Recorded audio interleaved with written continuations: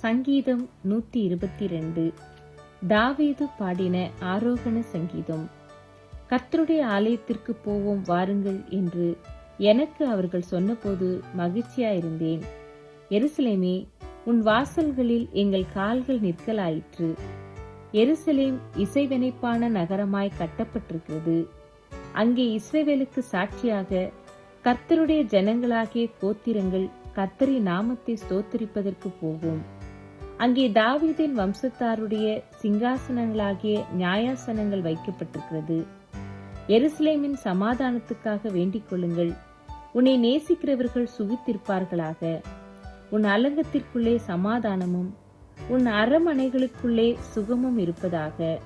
என் சகோதரர் நிமித்தமும் என் சிநேகிதர் நிமித்தமும் உன்னில் சமாதானம் இருப்பதாக என்பேன். எங்கள் தேவனாகிய கர்த்தரின் ஆலயத்தை நிமித்தம் உனக்கு நன்மை உண்டாக தேடுவேன்.